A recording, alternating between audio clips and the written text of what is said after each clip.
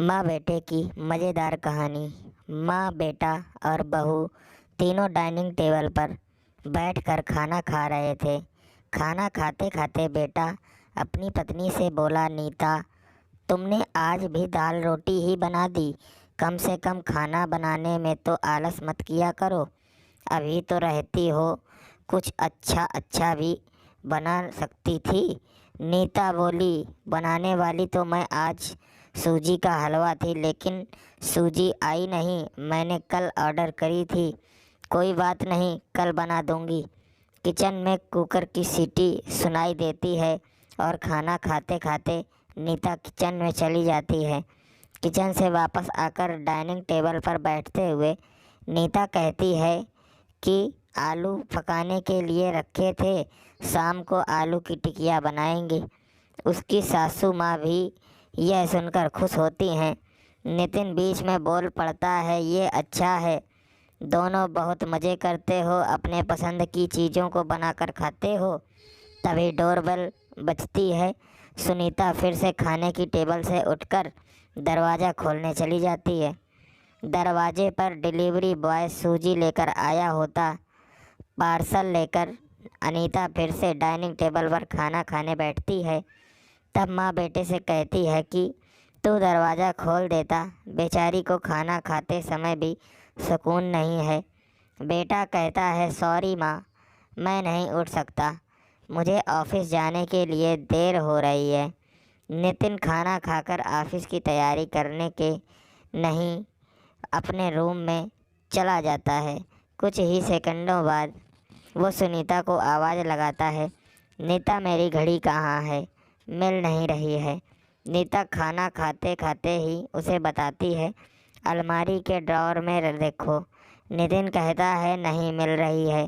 नीता फिर एक बार खाने के टेबल से उठकर उसके तरफ जाने की वाली होती है कि सासू माँ उसे रोक लेती है और पहले खाना खाने के लिए कहती है। सासू माँ कहती है, बच्चा नहीं है, ढूंढ लेगा वह। थोड़ी देर बाद रूम से नितिन की आवाज़ आती है, मिल गई। डाइनिंग टेबल पर दोनों सास बहू एक दूसरे की तरफ देखकर मुस्कुराते हैं। अगले दिन सुबह सुबह नितिन अपने बेडरूम में कोई फाइल ढूंढ रहा होता है और उस फाइल को ढूंढने के चक्कर में उसने पूरा कमरा तहस नहस कर दिया होता है। नितिन बड़बड़ा रहा होता है, इस घर में कभी कोई चीज़ अपने ठिकाने पर मिलती ही नहीं है। इन औरतों को भी कोई काम नहीं है, इसलिए हर चीज़ इधर की उधर करते रहते हैं। नीता अपने कमरे में आकर कमरे का बुरा हाल देखती है तो नितिन से पूछती है कि क्या कर रहे हो? नितिन कहता है, वह फाइल कहाँ है जो मैंने तुम्हें परसों दी थी। नीता तुरंत वह फाइल निकालकर नितिन के हाथों में थमा देती है और उससे कहती है कि एक बार मुझसे पूछ लिया होता, पूरा कमरा फैला के रख दिया है। नितिन उल्टा नीता को ही डांट देता है और कहता है, ठीक है, अगर पूरा कमरा फैला दिया है तो तुम्हें और काम भी किया है, यही काम पूरा दिन करते बैठो। कभी कभी लगता है मुझे हाउसवाइफ से शादी करनी ही नहीं चाहिए थी। इतना बोलकर नितिन ऑफिस के लिए निकल जाता है। पति पत्नी की यह बातचीत माँ भी सुन रही होती है, जिसका नितिन को पता नहीं होता। अब माँ और नीता नितिन को सबक सिखाने के लिए प्लान बनाते हैं। अगले दिन सुबह सुबह जब नितिन नींद से जागता है तो नीता को चाय के लिए चिल्लाकर कह रहा होता है।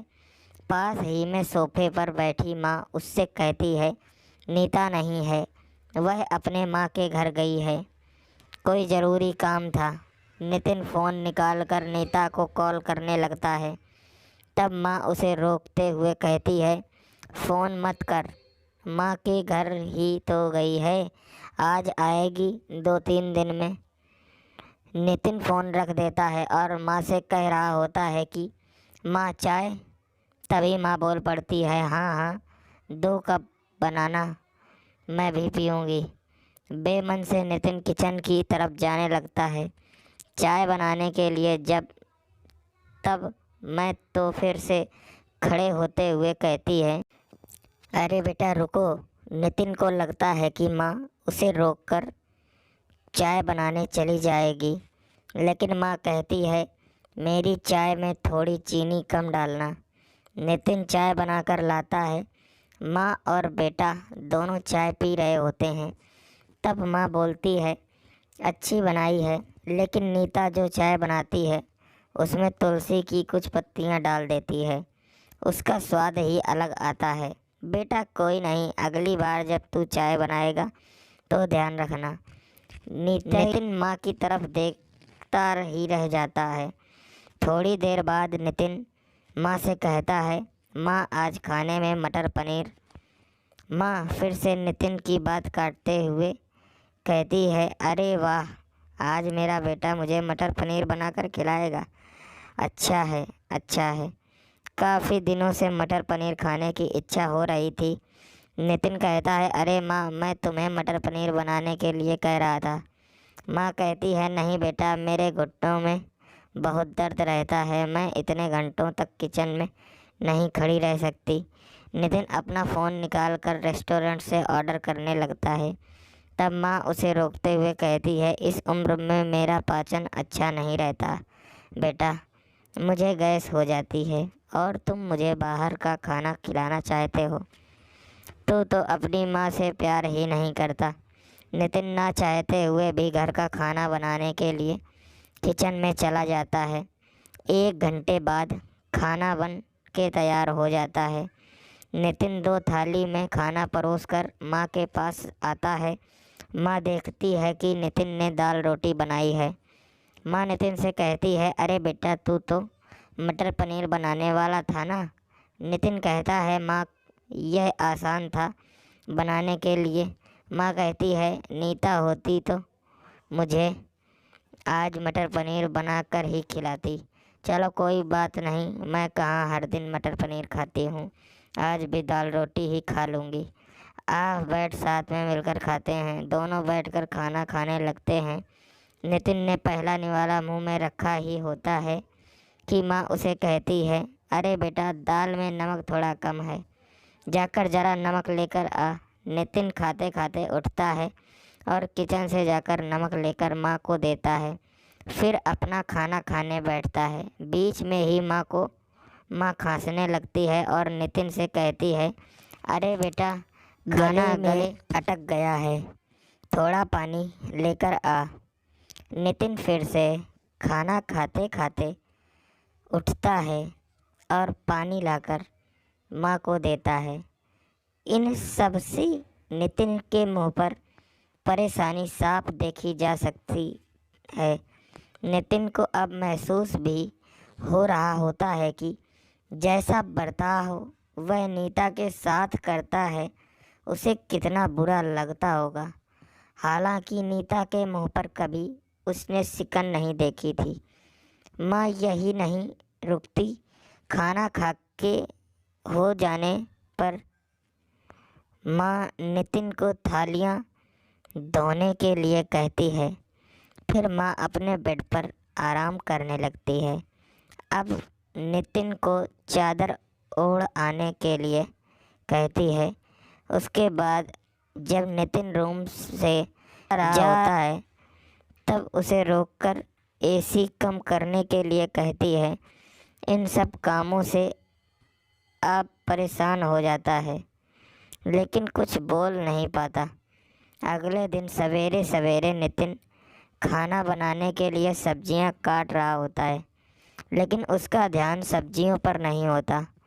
वह नीता के बारे में सोच रहा होता है और पछतावा कर रहा होता है कि वह कितना गलत था कि हाउसवाइफ का काम आसान होता है। तभी बेख्याली में उसकी उंगली कट जाती है। उससे खून बहने लगता है और वह बेसिन में अपनी उंगली धोने के लिए चला जाता है। तभी नीता उसके पास आकर उसके हाथों में पट्टी बांधने लगती है। यानी कि नीता कभी माँ के घर गई ही नहीं थी। यह तो सास बहू के प्लान का हिस्सा था, जिससे वह नितिन से छुपकर उसी घर में रह रही थी। नितिन नीता को देखकर काफ़ी खुश हो जाता है। नीता से कहता है, घर का काम हम दोनों मिलकर क्या करेंगे? नीता पूछती है, ऐसा क्यों? नितिन कहता है कि मैं घर का काम सीख जाऊंगा और घर अगर हम दोनों का है तो घर का काम भी हम दोनों का ही होना चाहिए। मित्रों, अगर ये स्टोरी आप सभी को पसंद आई हो तो चैनल को सब्सक्राइब और वीडियो को लाइक करना ना भूलें। धन्यवाद।